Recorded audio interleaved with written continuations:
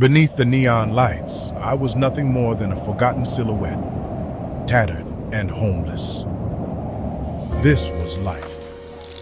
But all that changed one fateful night where I picked up the nasty habit that would go on to be the driving force behind most of my life and the bane of many a murderer's existence. It all started with that damn machine. You see, I was desperate, barely surviving in the back alleys of Detroit. So when the cash came calling, who was I to say no? It seemed simple enough. All I had to do was slot this meta chip into my mesolimbic dopamine pathway, and I'd get more money than I'd ever seen in my entire life.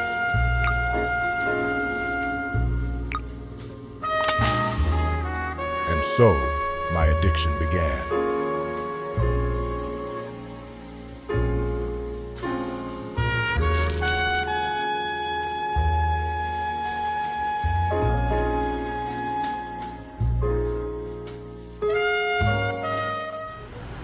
As I walked the streets, my pockets heavy with credits, a newfound urge began creeping through my body. The need to drink and consume Coke products. Even with my newfound wealth, I needed some source of credits. I was consuming up to 12 colas a day, burning cash quicker than a gambler in Vegas. And so I called up one of my old street connections. Hear about the job? Meet me at Jankowskis Boulevard. I'll be sitting with a gemsteader. This was nothing I hadn't handled before. All he needed was an envelope from a local office building, and I'd be paid handsomely. If only it were that shrimple. During my investigation of the building, due to my large, intimidating Herculean physique, I tripped the alarms of the building, and their PKM automatic mounted machine guns blasted me, putting enough holes in my body to send a trypophobic into a coma.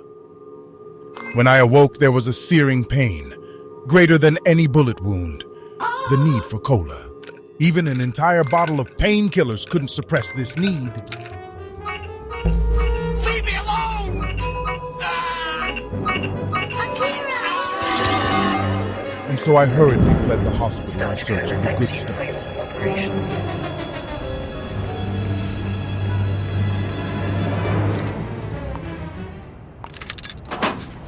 Never in my life had I felt such relief. I'm SpongeBob. The sensation is wonderful. I have never experienced such a flavor. After my run-in with good old Americana Defense, it was clear something needed to change if I was to continue pursuing this line of work. My chiseled physique, created through a diet consisting entirely of cola and apple fritters, was far too bulky to sneak around. Luckily for me, the chop shop had exactly what I needed.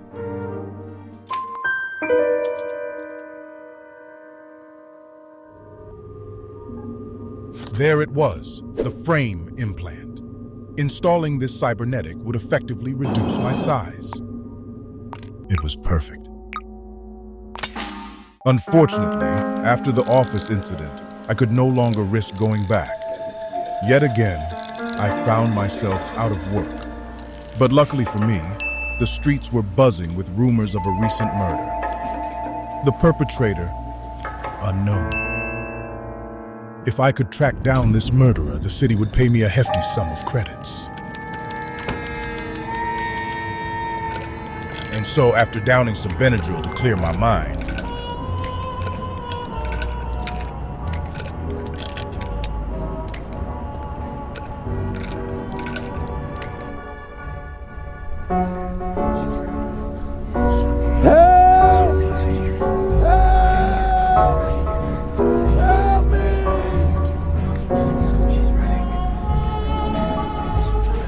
I got to work.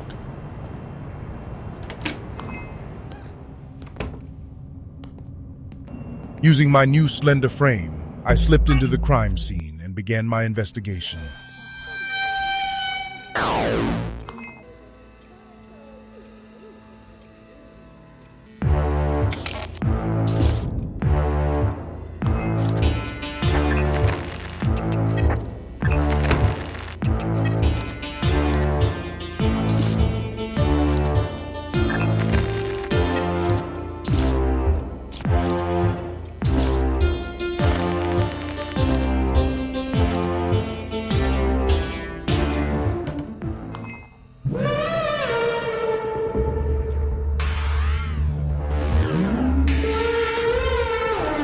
As I was examining the apartment, I noticed something peculiar.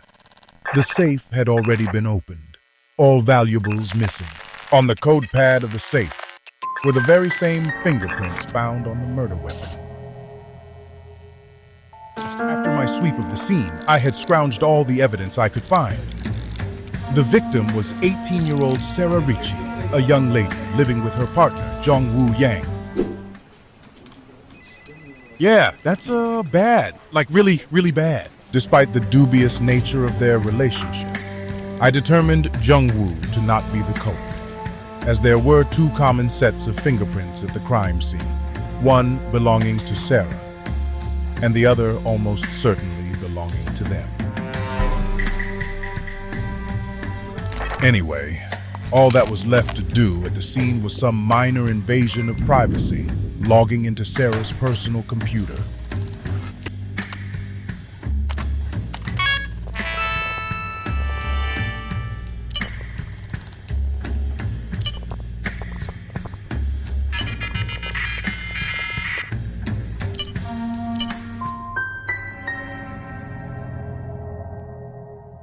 This message, while seemingly unrelated to the investigation at the time, was unsettling to say the least. I needed a good cola to clear my mind and think over the facts.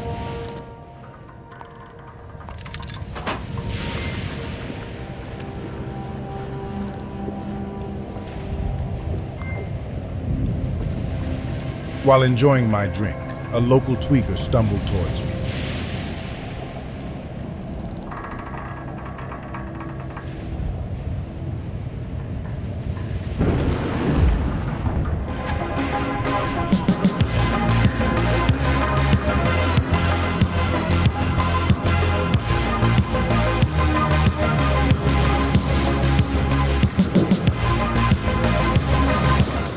After escaping the tweaker, I grabbed a quick cola to rejuvenate and decided my next move would be to investigate Sarah's place of work, a local office by the name of Gray Solutions.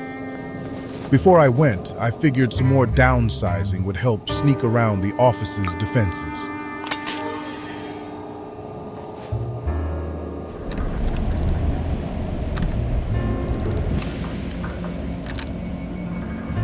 Upon arriving, I used my now even smaller frame to slip into the office's break room.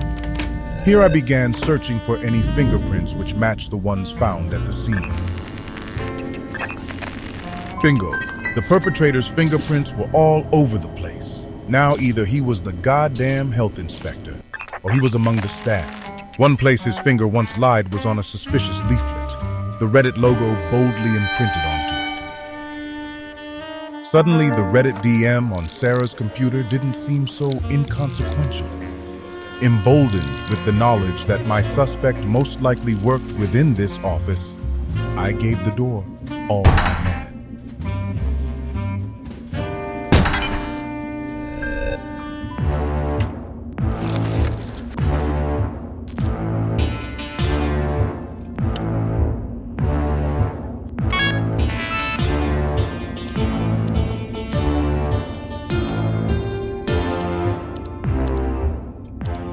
With the cameras now off and security systems shut down, I was free to collect all the, well, let's just call it evidence that I could find. Here we go.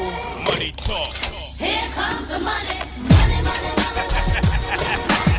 By logging into the office's computer systems, I was able to gain access to the employee database and look up each employee's records.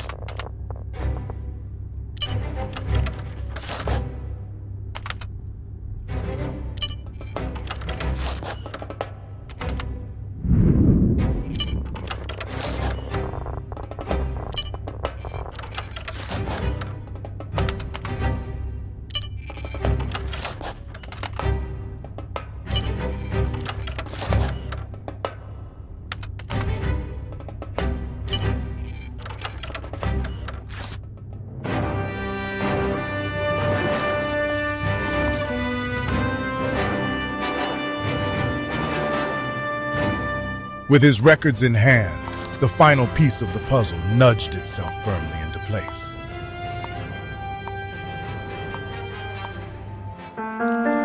Meet Derek Lara, a full-time marketing executive and part-time cold-blooded murderer. His employee record was clear evidence of his motives, importantly noting his issues with anger, social conduct, and the overusage of a certain application. An application I'd seen my fair share of that night.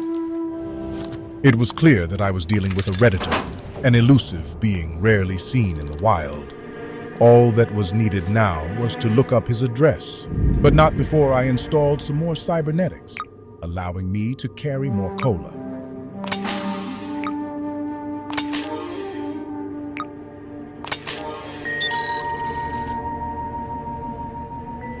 With his address in hand, I had everything I needed to book the son of a bitch. There was just one problem. Now, normally taking down a Redditor would be a walk in the park, but due to my new build, I would need all the help I could get.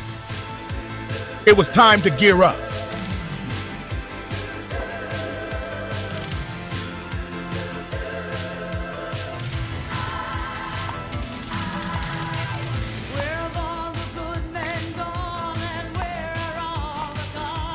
With my new arsenal, I hurriedly ran to his apartment. I knew the sick bastard could kill again at any moment. Time was finite. I needed to act fast. Get that ass banned. Hey, watch out, man! That thing charges!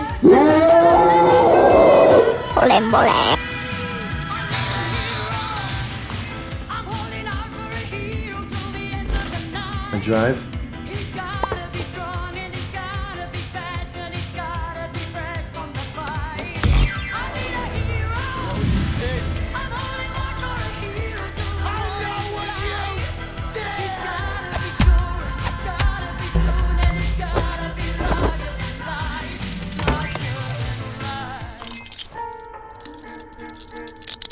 With the perp now in cuffs, I began a sweep of his property, collecting all the, evidence I could find. Using some helpful notes left by Derek, I was able to deduce his password. Within his safe lay a single book, denouncing charitable deeds and those who accept charity. It seems through his frequent online activity that Derek had been radicalized into a true Reddit incel. On Derek's computer, I found more than I bargained for, with letters of rejection from dating services and hundreds of failed Reddit DMs like the ones found on Sarah's computer. After downing my last cola, Goo goo gaga. I want milk. I helped myself to the contents of Derek's fridge. After all, it would have been a shame to see a good cola be thrown out while he rotted behind bars.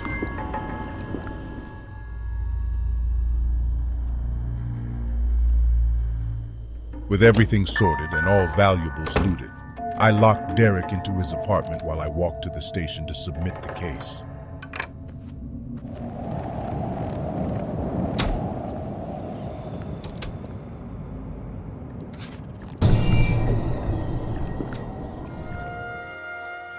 The man was 48, but the beast, that was born deep within the Reddit boards, fed by the bitter bile of rejection. As I put him away, I couldn't help but wonder, how many more are teetering on the edge of this new abyss, the light of their screens drawing them in like moths to a flame. Far as my wallet's concerned, the more freaks out there, the better. So I say keep them coming.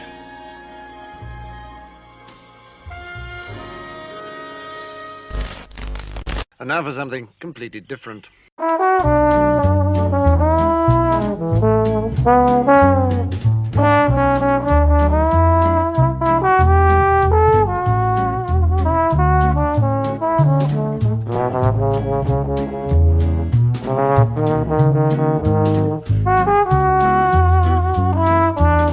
Baby, you know I'm guilty. Cops, judge, and jury, they